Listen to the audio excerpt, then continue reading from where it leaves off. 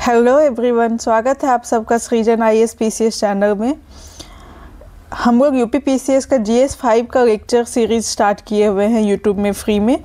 अभी तक हमने यूपी PCS में जो GS5 है यूपी स्पेशल का, उसमें यूनिट 1 जो है वो कम्प्लीटली करवा दिया है यूट्यूब में। आप अगर नहीं देखे हैं तो आप जाके हमारे चैनल में देख सकते हैं, काफ़ी अच्छी वीडियो है।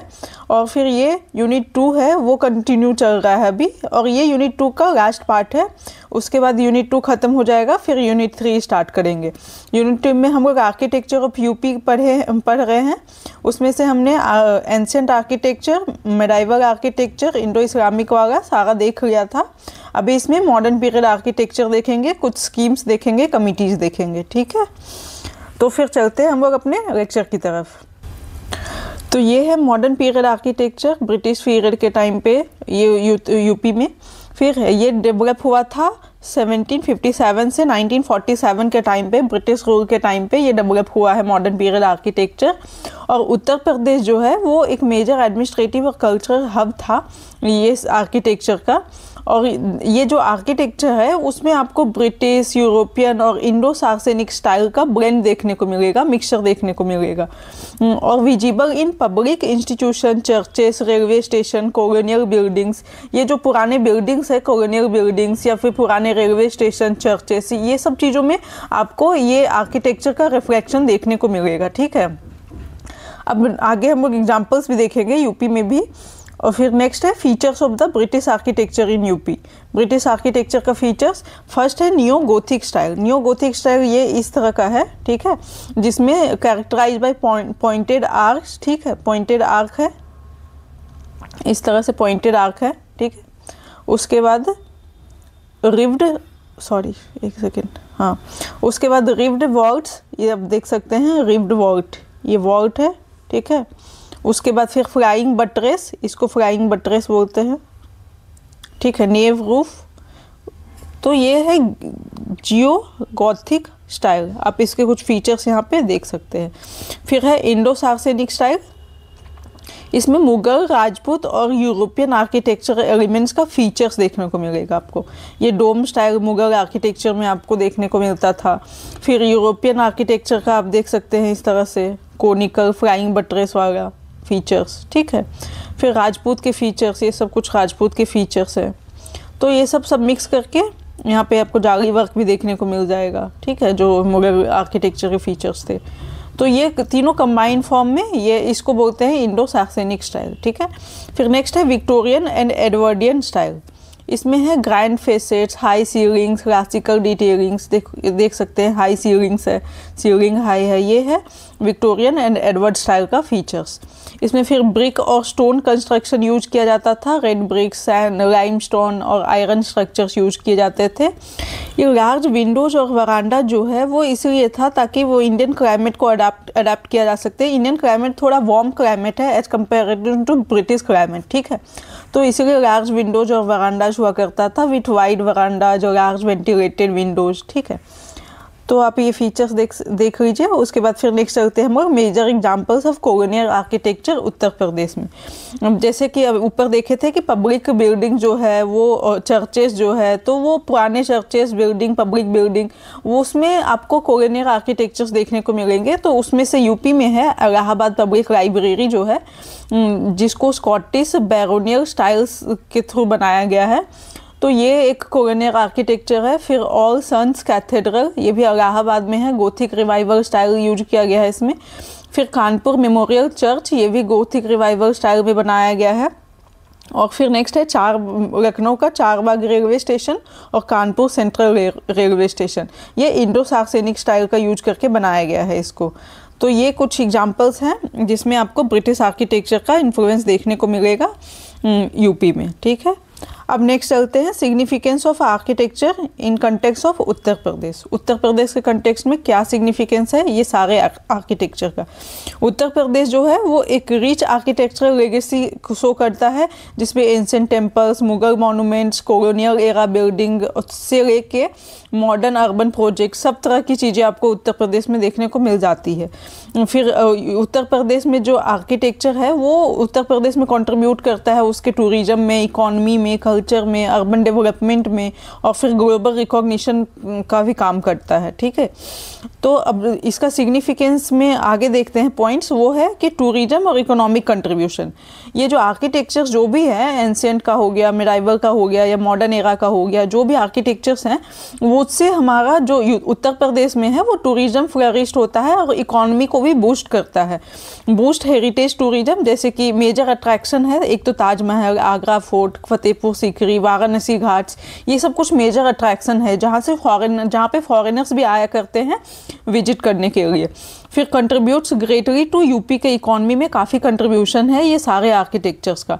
और यूपी टूरिज्म डिपार्टमेंट जो है वो भी प्रमोट करती है हेरिटेज सर्किट्स को ताकि कनेक्टिविटी को इम्प्रूव किया जा सके। फिर नेक्स्ट है एम्प्लॉयमेंट जनरेशन। एम्प्लॉयमेंट जनरेशन में भी हेल्प करती है ये सारे आर्किटेक्चर, क्योंकि हेरिटेज बेस्ड टूरिज्म जो है वो क्रिएट्स करता है जॉब्स। कहाँ पे? हॉस्पिटैलिटी जॉब्स, होटल्स होते हैं वहाँ पे सर्विसेज जो प्रोवाइड किया जाता है, तो वो हॉस्पिटैलिटी, हैंडीक्राफ्ट, ट्रांसपोर्ट सेक्टर, तो इन सब एरियाज़ में है वो जॉब क्रिएट होता है टूरिज्म के कारण।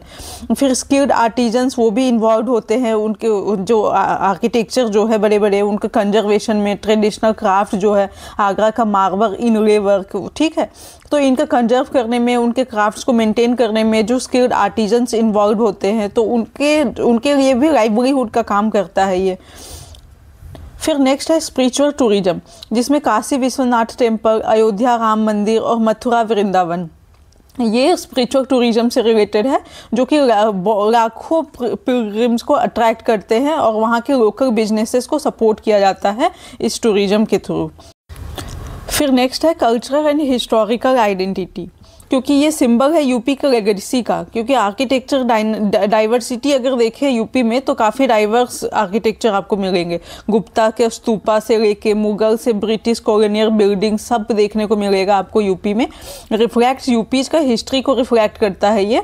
और फिर कुंभ मेला जो प्रयागराज में, दीपोत्सव अयोध्या में होता है, वो मॉडर्न कल्चर और हेरिटेज को मर्ज करने का काम करता है। ठीक है, तो ये एक सिंबल है यूपी के लेगेसी का, कल्चरल एंड हिस्टोरिकल आइडेंटिटी को प्रमोट करता है ये सारी चीज़ें।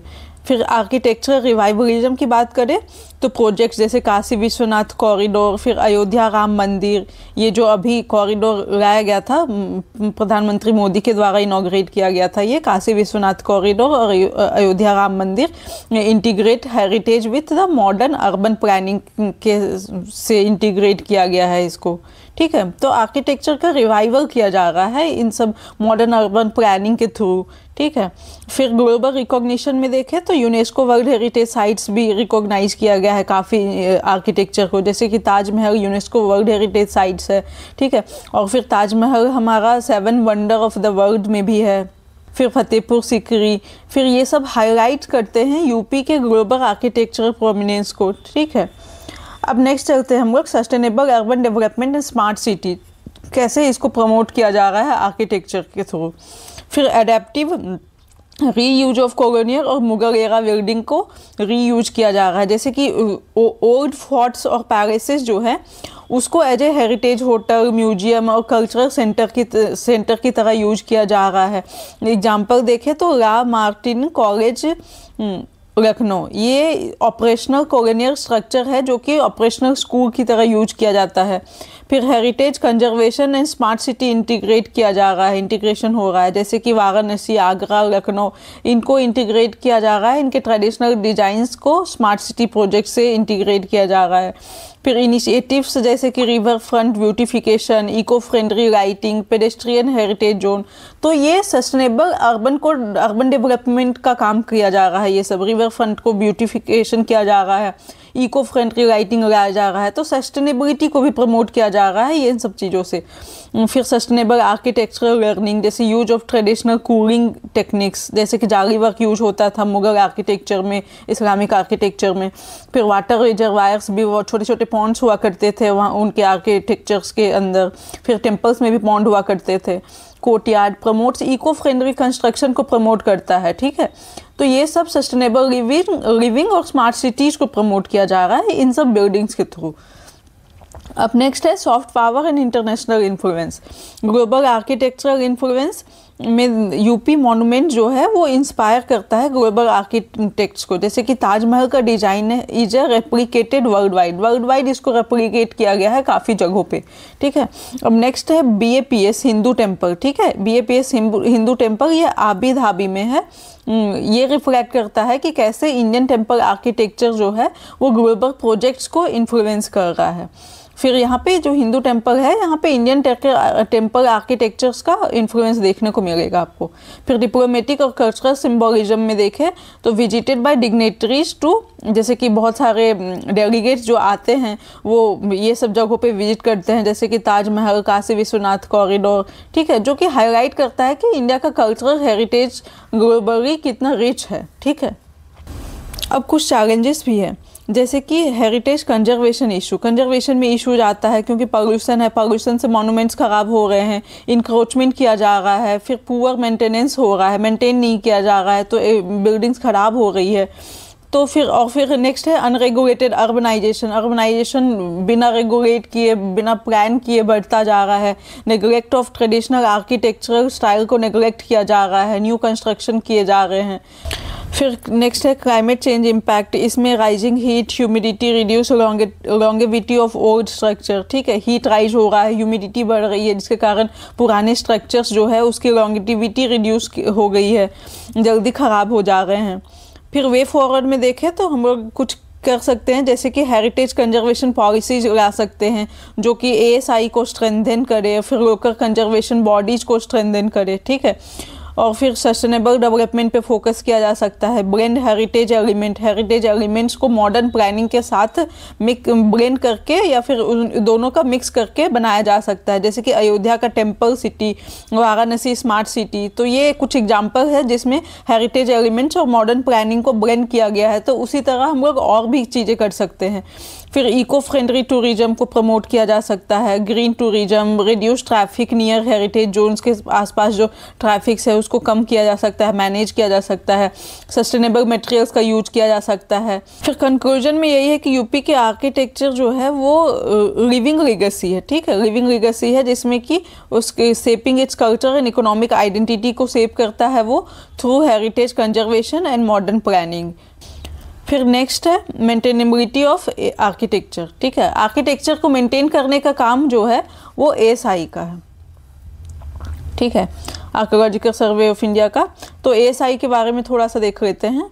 ये प्रीमियर नेशनल एजेंसी है जो कि आर्कियोलॉजिकल रिसर्च का काम करती है, कंजर्वेशन करती है और हेरिटेज प्रिजर्वेशन का काम करती है ये इंडिया में, ठीक है। अब हिस्टोरिकल बैकग्राउंड देखें तो इसको 1861 में बनाया गया था ASI को बाय अलेक्जेंडर कनिंगम के द्वारा ब्रिटिश रूल के टाइम पे, ठीक है। इसका एम यही है कि डॉक्यूमेंट और preserve Indian antiquities and monuments, Indian monuments और एंटिक्विटीज जो है उसको डॉक्यूमेंटेशन करना और उसको प्रिजर्व करके रखना। फिर फंक्शंस इसके कुछ ये है कि एक्सप्लोरेशन एंड एक्सकवेशन करना, जो भी आर्टिफैक्ट्स है उसको अनकवर करना, और एंसेंट सिविलाइजेशन है उसका एक्सकवेशन करना। फिर कंजर्वेशन एंड प्रिजर्वेशन में restores monuments using scientific method का यूज करके जो भी मॉन्यूमेंट्स है उसको प्रिजर्व करके रखना। फिर डॉक्यूमेंटेशन एंड रिसर्च का काम करना, जैसे कि हिस्टोरिकल इम्पोर्टेंस की स्टडीज़ करना, और फिर कैटलॉग को डॉक्यूमेंट करके प्रिजर्व करके रखना। फिर है हेरिटेज साइट मैनेजमेंट, इसमें overseas thousands of heritage sites.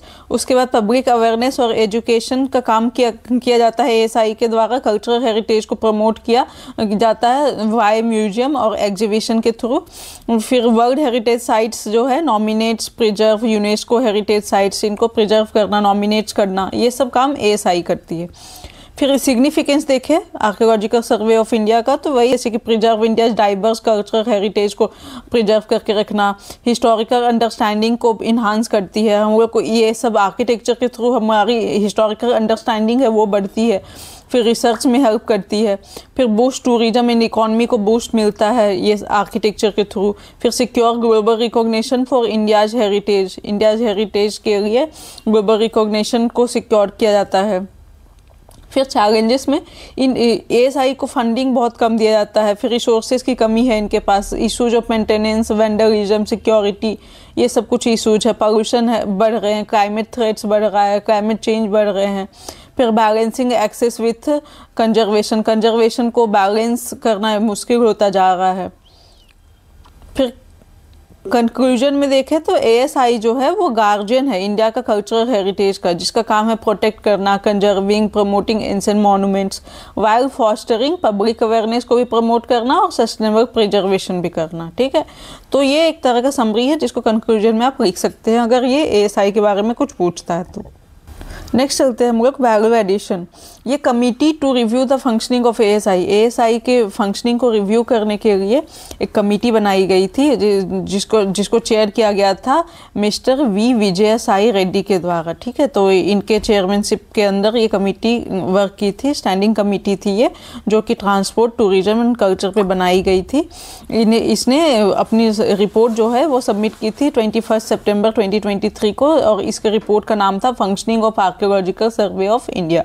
ठीक है, इस कमेटी ने कुछ रिकमेंडेशन दिए थे, उसमें से ये कुछ रिकमेंडेशन है। जैसे कि फर्स्ट इसने बोला था कि rationalisation of centrally protected monument जो है उसको रैशनलाइज किया जाए। माइनर सिग्निफिकेंस के जो मॉन्यूमेंट्स है बहुत सारे पाए गए हैं, उसको रैशनलाइज किया जाए और फिजिकल सिक्योरिटी पे फोकस किया जाए इनके सारे मॉन्यूमेंट्स के। फिर रेस्ट्रिक्टेड एरिया अराउंड मॉन्यूमेंट्स, इसमें ये बोला गया था कि रेस्ट्रिक्शन जो है विद इन 300 मीटर्स के कारण पब्लिक को इनकन्वीनियंस होता है, तो इसको भी रैशनलाइज करने की बात की गई थी इस कमेटी के द्वारा। फिर gaps in excavation of site, found lack of monitoring, planning, funding, ये सब की कमी पाई गई इस कमेटी के द्वारा। फिर suggested preservation plan before excavation and use of advance technology का यूज इसने सजेस्ट किया। 3D स्कैनिंग किया जा सकता है। फिर issue in restoration, some restoration don't match original, design से मैच नहीं कर रहा है।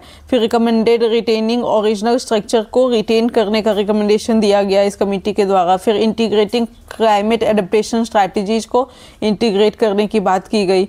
फिर रेगुलर मॉनिटरिंग सिस्टम को प्रमोट करने की बात की गई रिस्टोरेशन के टाइम पे। फिर स्लगिश डॉक्यूमेंटेशन पेस, सिर्फ 16.8 लाख आउट ऑफ 58 लाख एंटिकिटी जो है वो डॉक्यूमेंट किए गए हैं। फिर रिकमेंडेड कैपेसिटी बिल्डिंग को बढ़ाने की बात की गई है ताकि डॉक्यूमेंटेशन का जो काम है वो उसको बढ़ाया जा सके।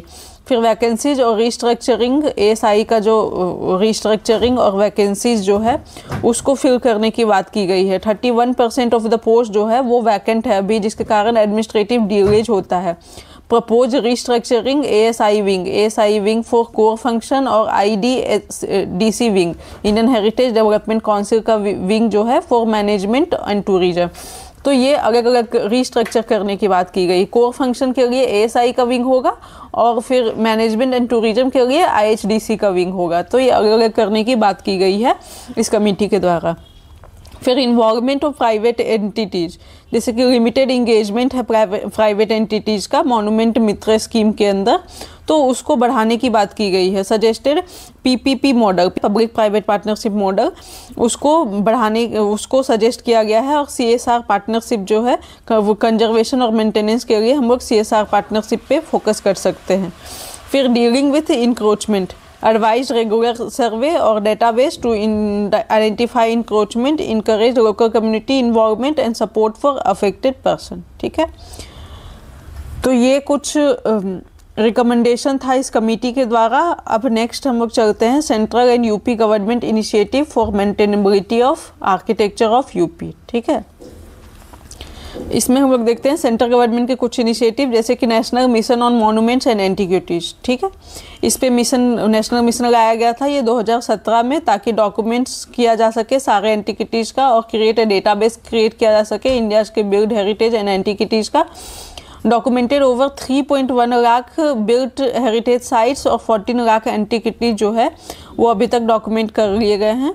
उसके बाद heritage city development and augmentation योजना, जिसको हृदय स्कीम भी बोलते हैं, ये लाया गया सेंट्रल गवर्नमेंट के द्वारा 2015 में, जिसमें कि हेरिटेज सिटी जो है उसका हॉलिस्टिक डेवलपमेंट का एम रखा गया था ताकि इंटीग्रेट किया जा सके अर्बन प्लानिंग को और हेरिटेज कंजर्वेशन को। ठीक है, और फिर इसमें 12 सिटीज़ पर फोकस किया गया था, इंक्लूडिंग वाराणसी और मथुरा। यूपी में जो वाराणसी और मथुरा है उसको भी इंक्लूड किया गया था इस 12 सिटी में, और वहाँ के इंफ्रास्ट्रक्चर को इम्प्रूव करने की बात की गई थी, और प्रिजर्विंग द हेरिटेज कैरेक्टर, वहाँ जो भी है वाराणसी और मथुरा में हेरिटेज कैरेक्टर उसको प्रिजर्व किया जाना था इस हृदय स्कीम के अंडर।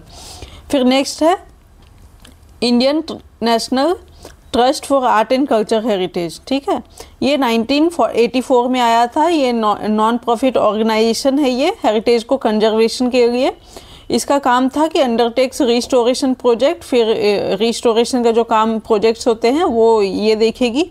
फिर एडवोकेट्स हेरिटेज प्रॉपर्टी कंजर्वेशन और raises awareness through heritage walks and educational programs. ठीक है, एडॉप्ट हेरिटेज स्कीम। अब नेक्स्ट है एडॉप्ट हेरिटेज स्कीम। ये 2017 में लाया गया था मिनिस्ट्री ऑफ टूरिज्म के द्वारा। फिर इसमें प्राइवेट कंपनी जो है उसको अलाउ किया गया कि आप कोई एक हेरिटेज को अडॉप्ट करो और उसको अडॉप्ट करने के बाद उसको मेंटेन करो और टूरिस्ट फैसिलिटीज़ उसमें प्रोवाइड करो। ठीक है, जैसे कि example Taj Mahal, Agra fort adopted for improved crowd management and amenities. ठीक है, इसको अडॉप्ट किया गया ताकि वहाँ के आसपास वाले एरिया में क्राउड मैनेजमेंट को इम्प्रूव किया जाए और एमिनिटीज़ को प्रोवाइड किया जाए। फिर उत्तर प्रदेश गवर्नमेंट की कुछ स्कीम्स है। फर्स्ट है यूपी टूरिज्म पॉलिसी। ये 2022 में आया था।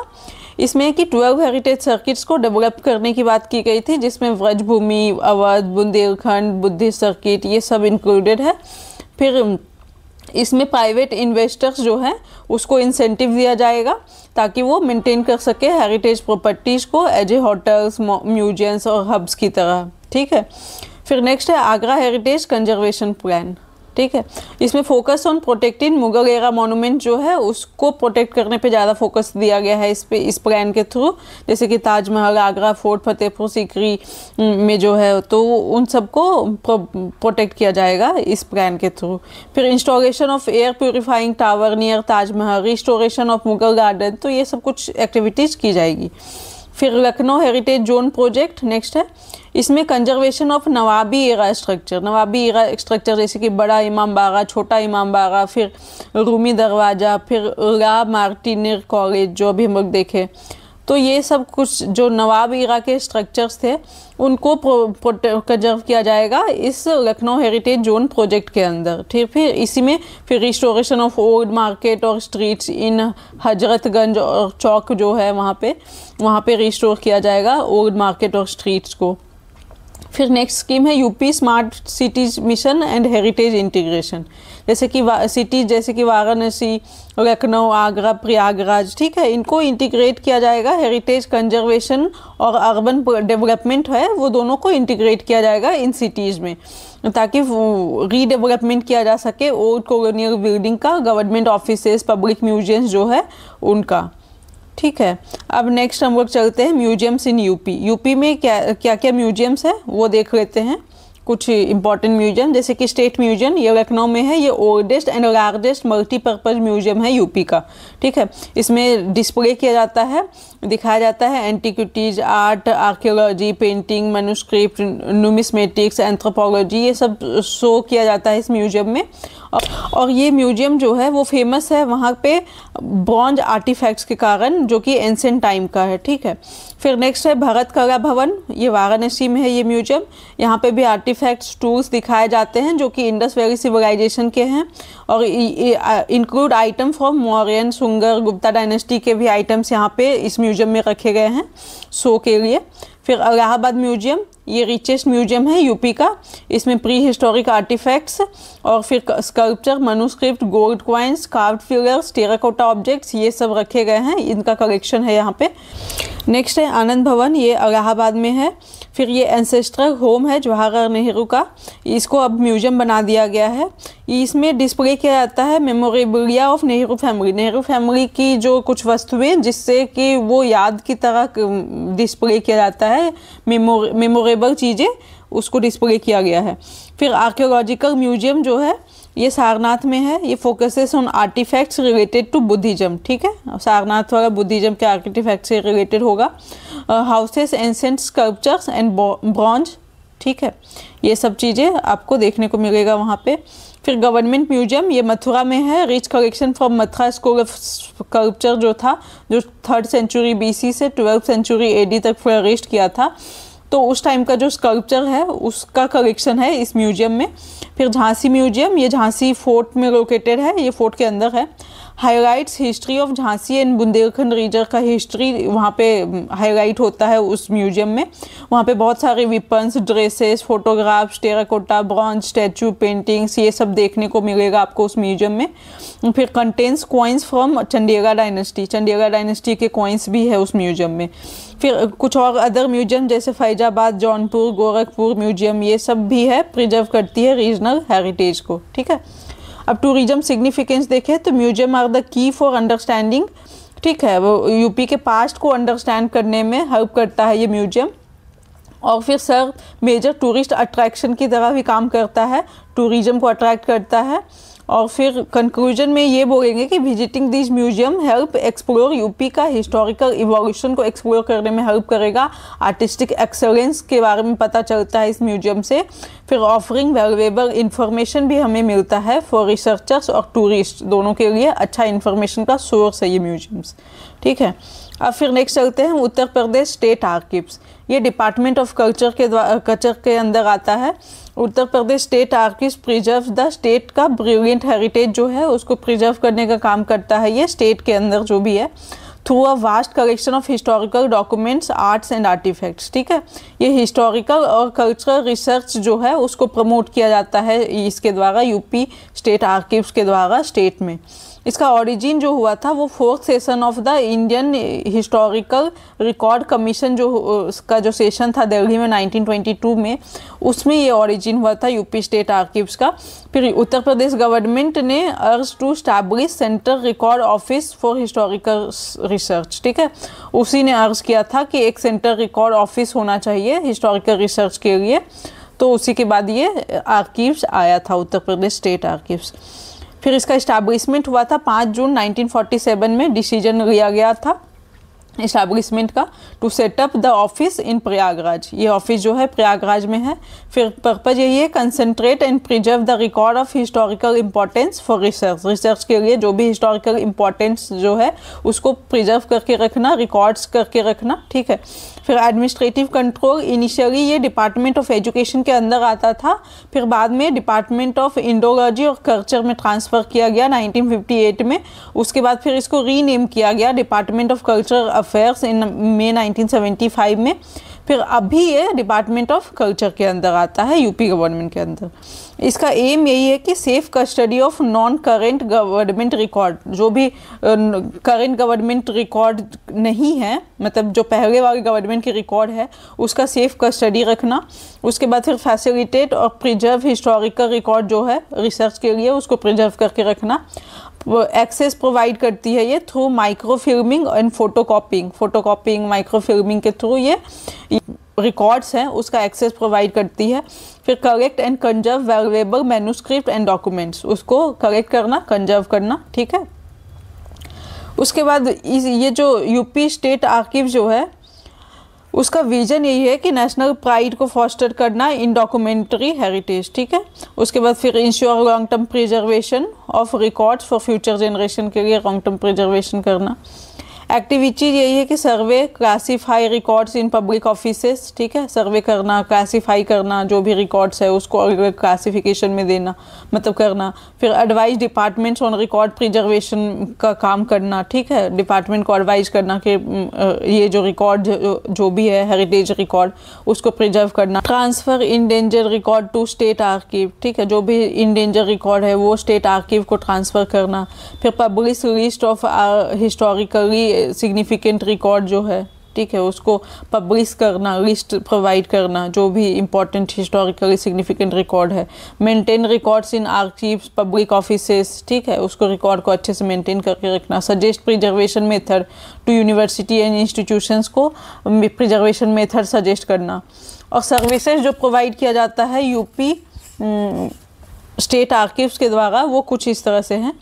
जैसे कि एक्सपर्ट एडवाइस, ठीक है, expert on record conservation for government and public bodies, private bodies, जैसे कि अभी ऊपर हमने देखे कि वो एडवाइस प्रोवाइड करती है कि कैसे रिकॉर्ड को कंजर्व करके रखना है गवर्नमेंट और प्राइवेट बॉडीज़ को।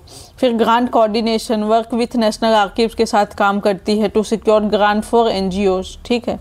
फिर training and practical experiences, hand on training provide करती है ये फॉर कंजर्वेशन। ट्रेनी जो भी होता है, जिनको काम होता है कंजर्व करने का, तो उनको ट्रेनिंग प्रोवाइड करना, ऑफिसर्स को ट्रेनिंग प्रोवाइड करना। फिर इंस्पेक्शन का भी काम करती है ये, regular check of record rooms in collectorates and commissionerates, ठीक है, वहाँ पे कलेक्टरेट और कमिश्नरेट जो है वहाँ पे जो रिकॉर्ड रूम है उसका रेगुलर चेक करती है। फिर research facilities, access to micro filming, photo copying, library services, ये सब भी प्रोवाइड करती है। फिर public engagement, promote awareness through seminars, workshop, exhibitions. तो ये कुछ सर्विसेज प्रोवाइड किया जाता है यूपी स्टेट आर्काइव्स के द्वारा। अब हम लोग पार्ट 2 है वो कम्प्लीटली कर चुके हैं। आई होप आप लोगों को लेक्चर अच्छा लग रहा होगा। आप हमारे टेलीग्राम चैनल से जुड़ सकते हैं, वहाँ पे एडिटोरियल का भी PDF डेली डाला जाता है। और फिर अभी नेक्स्ट पार्ट्स में हम लोग यूनिट 3 करेंगे। मैं कोशिश करती हूँ कि जल्दी से जल्दी ये पेपर 5 जो है उसको कंप्लीट करवा सकूँ और पेपर 6 स्टार्ट कर सकूँ। आप लोग अपने कमेंट में अपना फीडबैक दीजिए कि कैसा लगता है आपको लेक्चर्स, ठीक है, और क्या इम्प्रूवमेंट की ज़रूरत है। Thank you for watching this lecture.